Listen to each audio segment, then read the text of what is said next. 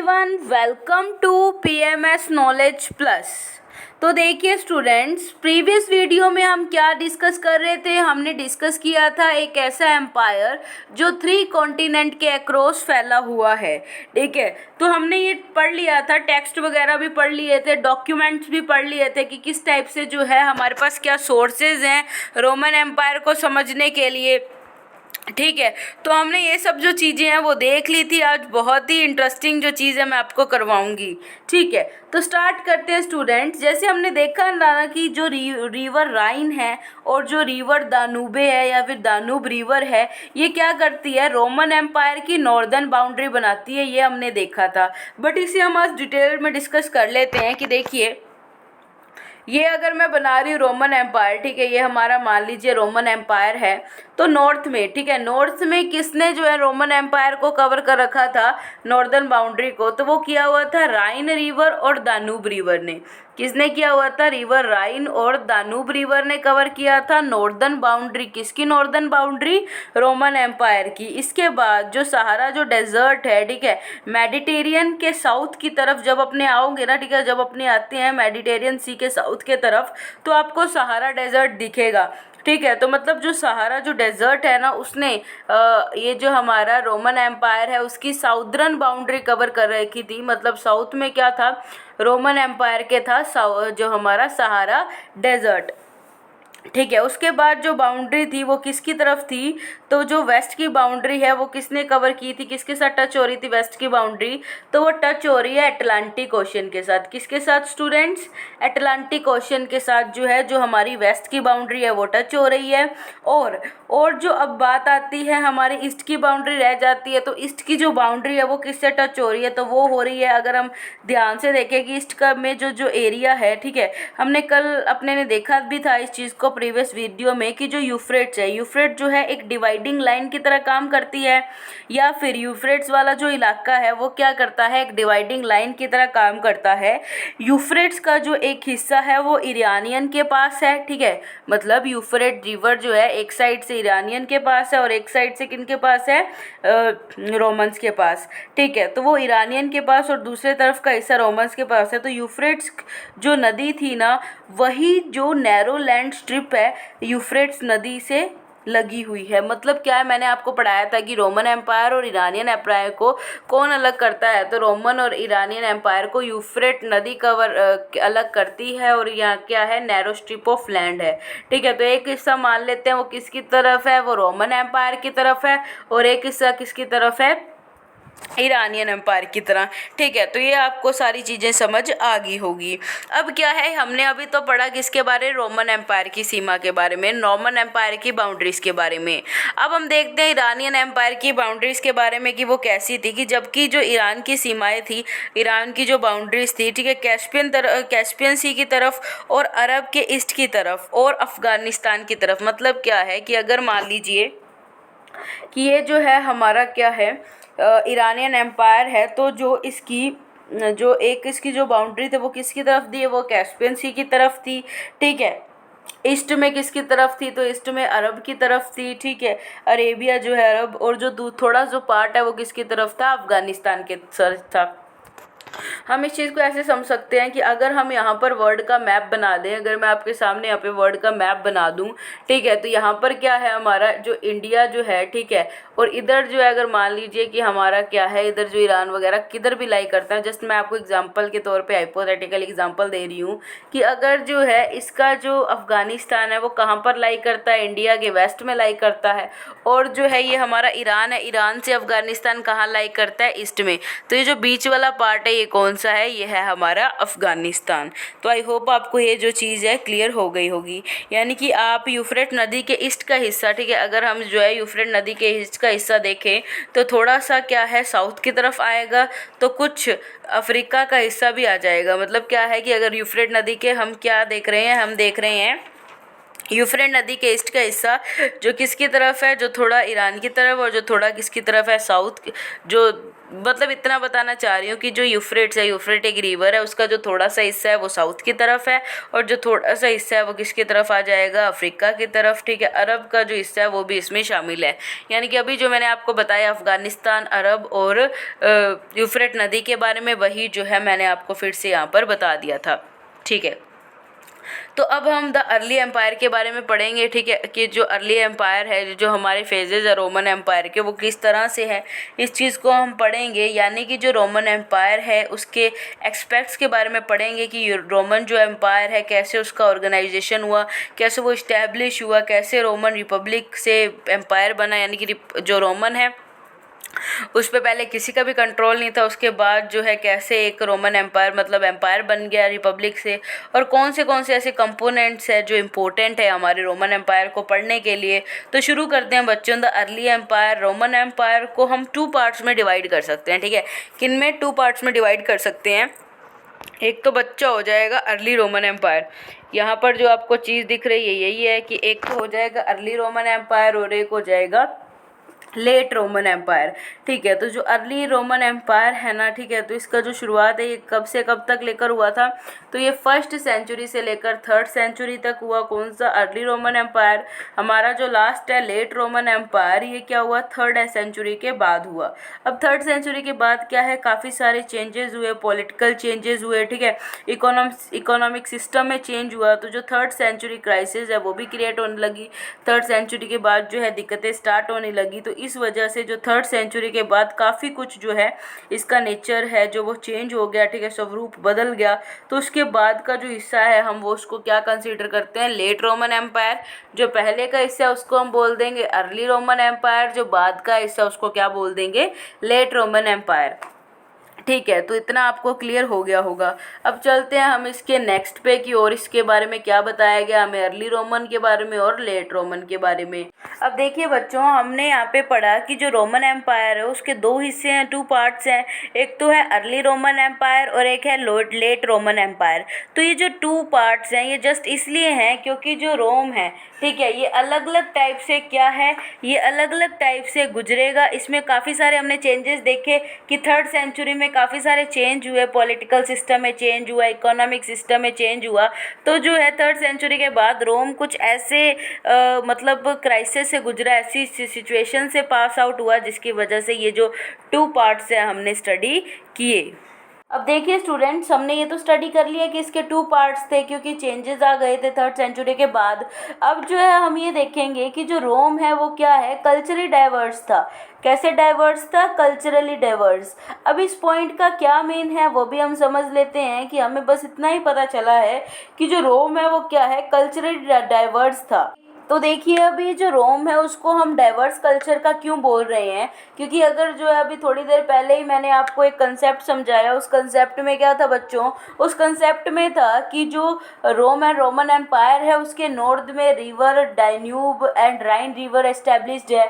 ठीक है, वेस्ट की साइड अटलांटिक ओशियन है, ईस्ट की साइड जो है वो क्या पढ़ा था हमने, यूफ्रेट्स रिवर के बारे में पढ़ा। हमने देखा साउथ में जो है सहारा डेजर्ट है। तो मतलब इतना जो इतने लॉन्ग जो मतलब एरिया में फैला हुआ एक एम्पायर है, इतना ज़्यादा स्ट्रेच्ड एम्पायर है। तो ये अलग अलग टाइप के अलग अलग डाइवर्स कल्चर के लोगों को अपने एम्पायर में क्या था, समेटे हुए था। इसलिए क्या है जो रोम है उसको क्या बोला गया है, कल्चरली डाइवर्स। जैसे हम इंडिया को नहीं बोलते कल्चरली डाइवर्स है, बहुत ही ज़्यादा वास्ट एक्सपेंशन है। क्यों, क्योंकि यहाँ पे अलग अलग टाइप के कल्चर फॉलो किए जाते हैं, बहुत ज़्यादा जो है अलग अलग टाइप के लोग यहाँ पर हम पाए जाते हैं। तो देखिए, अब देखिए जैसे हमने पढ़ा कि जैसे अगर जो है हमने देखा कि रोमन एम्पायर की नॉर्दर्न बाउंड्री को कौन कवर किए हुए है, रिवर डाइन्यूब एंड रिवर राइन। तो जब हम रिवर डाइन्यूब और रिवर राइन की तरफ जा रहे हैं तो हमें किस टाइप का कल्चर मिल रहा है, तो यूरोपियन कल्चर मिलेगा, क्योंकि वो कहाँ है, लगभग यूरोप में आ जाता है। ठीक है, तो हमें इस टाइप से जो है यहाँ पर अलग कल्चर मिल रहा है। ठीक है, जब हम कहाँ पर जाएंगे, साउथ की तरफ जाएंगे तो हमें किस टाइप का कल्चर मिलेगा, ठीक है। तो जब अगर हम सहारा डेजर्ट की तरफ जाएंगे साउथ में, तो हमें क्या मिल जाएगी, अफ्रीका की ट्राइब्स देखने को मिलेगी। अगर हम ईस्ट यानी कि पूर्व की तरफ जाएंगे तो क्या है, यूफ्रेट नदी के किनारे, यूफ्रेट रिवर के जो है ईस्ट में, अपने क्या है ईस्ट में जा रहे हैं, तो ईस्ट में अपने को क्या है, एशिया का कल्चर दिखने को मिलेगा। तो कह सकते हैं कि जो रोमन एम्पायर है क्या है, वो कल्चरली बहुत ज़्यादा डाइवर्स था। ठीक है बच्चों। अब देखिए, ये बहुत ज़्यादा हैरानी की बात है कि ये रोम की हम क्या कर रहे हैं, फीचर्स ही तो कर रहे हैं। अभी हमने किया कि रोम क्या है, कल्चरली डाइवर्स था। अगर हम देखें कि जो रोम है उसमें क्या फॉलो किया जाता था स्टूडेंट्स, तो रोम में फॉलो किया जाता था कॉमन सिस्टम ऑफ गवर्नेंस। यानी कि हमने अभी पढ़ा कि कितना ज़्यादा डाइवर्स कल्चर था रोम का, बहुत ज़्यादा डाइवर्स कंट्री थी। ठीक है, एम्पायर था ये जो रोम है। ठीक है, तो हमें क्या है कि रोमन एम्पायर बहुत ज़्यादा डाइवर्स है, और इसमें फिर भी क्या है, एक कॉमन टाइप के सिस्टम से क्या किया जाता था, पूरा सिस्टम को गवर्न किया जाता था, पूरे सिस्टम को मेंटेन किया जाता था। अब देखिए कि क्या है, हमने एक और चीज़ देखी कि यहाँ पर क्या है, कॉमन सिस्टम ऑफ गवर्नेंस है, पूरी कंट्री को एक तरीके से चलाया जा रहा है। तो यहाँ पर क्या है, यहाँ पर जो है यूनिटी प्रेजेंट है। ठीक है, क्या प्रेजेंट है स्टूडेंट्स, यहाँ पर यूनिटी प्रेजेंट है इस कॉमन सिस्टम ऑफ गवर्नेंस की वजह से। जैसे अगर हम इस चीज़ को मॉडर्न इंडिया से कंपेयर कर लेते हैं, तो इंडिया में क्या सिस्टम है बच्चों, इंडिया में यूनिटी है, किसमें, डाइवर्सिटी में। तो मतलब इतना ज़्यादा डाइवर्स कल्चर है इंडिया का। ठीक है, अगर हम नॉर्थ से साउथ की तरफ जाएं और वेस्ट से ईस्ट की तरफ जाएं, तो हर टाइप के डिफरेंसेस एग्जिस्ट करते हैं, लोगों के खाने पीने में, लोगों के बोलने में, लोगों के पहनने में, कपड़े वगैरह। ठीक है, तो मतलब इतने ज़्यादा डाइवर्स कल्चर को किसने संभाला हुआ है, तो इतने ज़्यादा डाइवर्स कल्चर को यूनिटी ने संभाला हुआ है। ठीक है, कॉमन सिस्टम ऑफ गवर्नेंस ने संभाला हुआ है, जिससे क्या है, एक ऐसा सिस्टम है जिससे पूरी कंट्री एक तरीके से क्या की जाती है, गवर्न की जाती है। ये सिस्टम हमें किसने दिया, कॉन्स्टिट्यूशन ने दिया, संविधान ने दिया। तो इसी टाइप की जो सिचुएशन है कहाँ क्रिएटेड थी स्टूडेंट्स, तो इसी टाइप की सिचुएशन है वो रोमन एम्पायर में ऑलरेडी क्रिएटेड थी। अब देखिए, जो हमारे पास नेक्स्ट क्वालिटी आती है वो क्या है, वो है Latin and Greek. Latin and Greek were the languages of administration. मतलब क्या है कि जो ऑफिशियल लैंग्वेज है वो किन को कंसीडर की जाती है, लैटिन और ग्रीक को ही की जाती है। मैं ऐसा नहीं बोल रही कि रोमन एम्पायर में सिर्फ यही टू टाइप्स की जो है लैंग्वेज एग्जिस्ट कर रही थी। मैं ये बता रही हूँ स्टूडेंट्स की जो रोम है, जो हमारा रोमन एम्पायर है, इसमें जो एडमिनिस्ट्रेशन के लिए जो ऑफिशियल लैंग्वेज थी वो कौन सी थी, वो थी लैटिन एंड ग्रीक। अब ऑफिशियल लैंग्वेज का क्या मतलब हो जाता है बच्चों, ऑफिशियल लैंग्वेज का ये मतलब हो जाता है कि डे टू डे स्पीचेस वगैरह। ठीक है, अगर कोई हमें ऑफिशियल लेटर लिखना है तो उस सब में क्या, कौन सी जो लैंग्वेज यूज़ की जाती थी, वो जो है उस किसको, कौन सी लैंग्वेज को मान्यता दी गई थी, वो दी गई थी लैटिन एंड ग्रीक। अब हम देखेंगे जो ग्रीक है वो कौन यूज़ करते थे, वो यूज़ करते थे ईस्ट अपर कास्ट के लोग। ठीक है, कौन यूज़ करते थे, ईस्ट अपर क्लास। ये कौन यूज़ करते थे, ग्रीक लैंग्वेज का ये लोग यूज़ करते थे। उसके बाद आया था हमारे पास वेस्ट अपर क्लास। क्या जाती है, वेस्ट अपर क्लास। ये किस लैंग्वेज का यूज़ करते थे, तो ये करते थे स्टूडेंट्स लैटिन का। किसका, लैटिन का। और जो ये ग्रीक और लैटिन हमने दोनों ही पढ़ी, ये दोनों ही क्या है, लैंग्वेज एडमिनिस्ट्रेशन है, मतलब दोनों ही क्या है, ऑफिशियल लैंग्वेजेस है।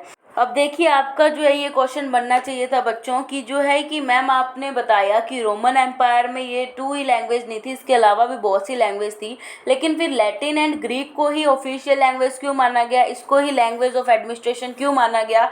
तो इसलिए माना गया बच्चों क्योंकि इसमें अभी मैंने आपको ये बताया, अभी क्या बताया कि जो ईस्ट अपर क्लास है, ईस्ट अपर क्लास यानी कि रोमन एम्पायर का जो ईस्टर्न एरिया है, ठीक है, उसकी जो अपर क्लास है, हायर लोग हैं, ठीक है, हायर पीपल हैं, वो किस लैंग्वेज का यूज़ कर रहे हैं, वो यूज़ कर रहे हैं ग्रीक। और वो किस में, डोमिनेंस में है, काफ़ी ज़्यादा लोग हैं वो। ठीक है, तो अगर वो गवर्नमेंट में है तो वो किस लैंग्वेज को सपोर्ट करेंगे, किस लैंग्वेज में बोलेंगे, तो अपनी ग्रीक बोलेंगे। ठीक है, जो है रीज़न तो ये हो गया ग्रीक लैंग्वेज को क्या रखने के लिए, लैंग्वेज ऑफ एडमिनिस्ट्रेशन रखने के लिए। अब जो है वेस्ट अपर क्लास के जो लोग हैं, वेस्टर्न साइड के जो अपर क्लास के लोग हैं, वो किस लैंग्वेज को मान्यता दे रहे हैं, वो किस लैंग्वेज को ज़्यादा यूज़ कर रहे हैं, तो वो लोग कर रहे थे लैटिन लैंग्वेज को यूज़। किसको कर रहे थे बच्चों, तो वो लोग यूज़ कर रहे थे लैटिन लैंग्वेज को। इसलिए जो है ये मेन रीज़न है इन दोनों लैंग्वेज को ऑफिशियल लैंग्वेज बनाने का, लैंग्वेज ऑफ एडमिनिस्ट्रेशन बनाने का। फिर जो हमारा नेक्स्ट पॉइंट आता है बच्चों, वो आता है subjects of a single ruler. मतलब क्या है, subjects of a single ruler या फिर द एम्परर। अब देखते हैं इसमें क्या है, तो स्टार्ट करते हैं इसे। देखिए आपने भी देखा कि रोमन एम्पायर जो है वो कितना ज़्यादा बड़ा है, कितना ज़्यादा विस्तार वो उसमें फैला हुआ है। ठीक है, तो मतलब इतने बड़े सिस्टम का, इतने बड़े एम्पायर का एक ही रूलर था, वो कौन था? The emperor. अब हम देखेंगे बाद में आगे आने वाली वीडियो में जो एम्परर है, होल सोल है किसके, रोमन एम्पायर के, वो कौन है। मतलब क्या है कि मतलब एक इतने बड़े सिस्टम का एक ही रूलर, ठीक है, एक इतना बड़ा साम्राज्य किंगडम को चलाने के लिए एक रूलर थे, ठीक है, जिसको क्या है, कौन होंगे वो? The emperor. एम्परर का नेम भी आ जाएगा स्टूडेंट्स। अब देखो इस पूरे सिस्टम को कौन संभालता था? एम्परर संभालता था। मतलब कोई भी लॉ एंड ऑर्डर है, ठीक है, उसको पब्लिश करना या फिर पूरी मेंटेनेंस जो है वो किसके वो किसमें, किसके हाथ में होगी? वो एम्परर के हाथ में होगी, राजा के हाथ में होगी, क्योंकि वो क्या है, होल एंड सोल है पूरे एम्पायर का। अब जो है हम बात करेंगे हमारे रूलर की। उनका नेम आया है अगस्तस। क्या है बच्चों? अगस्तस नेम आया है रूलर का। अब जो ये अगस्तस है, इनका क्या टाइम पीरियड था? तो इनका टाइम पीरियड था स्टूडेंट्स 27 BCE से, ठीक है, लेकर कब तक था? 14 BCE। अब कुछ स्टूडेंट्स को अगर कन्फ्यूज़न हो रही होगी कि मैम आपने 27 पहले लिख दिया, पहले 14 आना था, तो स्टूडेंट्स प्लीज़ पहले आप जाकर BC और AD का डिफरेंस समझिए, उसके बाद इस वीडियो को देखें ताकि आपको जो है ज़्यादा क्लियर हो। अब हम पढ़ते हैं अगस्तस के बारे में कि अगस्तस कौन थे। अब देखिए यहाँ पर जो आपको ये पिक्चर दिख रही है, ये कौन है? ये अगस्तस है। और अगस्तस कौन है? अगस्तस जो है वो क्या है? फर्स्ट रोमन एम्पायर के एम्परर है। मतलब ये जो रोमन एम्पायर है, इसके जो पहले शासक है, पहले रूलर है, वो कौन थे? अगस्तस थे। इनका टाइम पीरियड कब से कब तक था? तो इनका टाइम पीरियड था 27 BCE से लेकर 14 BCE तक। ठीक है, तो आप समझ गए होंगे कि जो फर्स्ट रूलर थे या फिर फर्स्ट एम्परर थे रोमन एम्पायर के, वो कौन थे? तो वो थे स्टूडेंट्स अगस्तस। अब देखिए क्या है कि मैंने आपको बताया अगस्तस जो है ये क्या है? फर्स्ट एम्परर है। तो फर्स्ट एम्परर होने का क्या मतलब है बच्चों? फर्स्ट एम्परर होने का क्या मतलब है अगस्तस के? तो फर्स्ट एम्परर होने का ये मतलब है कि जो ये रोम था, ये जो रोम था, ये क्या था? एक रिपब्लिक नेशन था। ठीक है, एक रिपब्लिक नेशन था, गणतंत्र देश था। अब जो अगस्तस है, इन्होंने क्या कर दिया? एक रिपब्लिक नेशन को किस में कन्वर्ट कर दिया? एक एम्पायर में, एक साम्राज्य में। ठीक है, अब बात आ जाती है कि रिपब्लिक और एम्पायर दोनों ही बहुत ज़्यादा मेन वर्ड्स हैं इनकी, इनके हमें अच्छे से पता होना चाहिए कि जैसे हम बोलते हैं रिपब्लिक ऑफ इंडिया, ठीक है, तो इसका क्या मीन है ये हमें पता होना चाहिए। तो स्टूडेंट्स पता करते हैं इसका मीनिंग। अब देखिए रिपब्लिक का क्या मतलब है स्टूडेंट्स? रिपब्लिक का ये मतलब है कि एक पर्सन है, वो क्या है, वो किनके द्वारा इलेक्ट किया जाएगा? वो लोगों के द्वारा, आम पीपल्स के द्वारा उसको इलेक्ट किया जाएगा। और क्या करेगा? वो जो है एक अच्छा गवर्नेंस सिस्टम जो है चलाएगा, अच्छे से कंट्री को गवर्न करेगा, अच्छे से क्या करेगा? उसको मेंटेन करेगा। इसी को क्या बोल देंगे? रिपब्लिक बोल देंगे। ठीक है, तो देखिए अब जो एम्पायर है उसका क्या मीनिंग हो जाएगा? एम्पायर का ये मतलब हो जाएगा बच्चों कि एम्पायर क्या होता है? ये क्या होता है? किसी एक पर्सन के द्वारा हेडेड किया जाता है साम्राज्य है। ठीक है, इसमें क्या होता है? वंशानुघात होता है। वंशानुघात क्या होता है बच्चों? एक पेरेंटल जो है, जनरेशन टू जनरेशन जो है इनका रूल ट्रांसफ़र होता रहता है। जैसे फादर का सन बनेगा, आगे सन का भी जो है सन, वो क्या बनेगा? रूलर बनेगा। तो इस टाइप का जो है एम्पायर जो है चलता रहता है। ठीक है, एक पर्सन के द्वारा किया गया रूल जो है हम उसे एम्पायर कंसीडर कर सकते हैं। देखिए पीपल्स का एम्पायर में क्या रोल है? पीपल्स के एम्पायर में इतना ही रोल है कि जो टैक्स, जो सरकार जो है, जो उनका जो गवर्नेंस सिस्टम है, जो भी टैक्स उनको लगाता है आम लोगों पर, तो वो टैक्स जो है आम लोगों को भरना है और कुछ भी नहीं। एम्पायर हमने पढ़ लिया। रिपब्लिकन क्या होता है। देखिए बस एम्पायर में यही सिस्टम होता है कि जो प्रजा है यानी कि जो लोग हैं वो किंग से क्वेश्चनिंग नहीं कर सकते, किंग से जवाब नहीं मांग सकते कि जो आप जो है एम्पायर, ये पूरा इतना बड़ा साम्राज्य चला रहे हैं, क्या वो आप सही चला रहे हैं?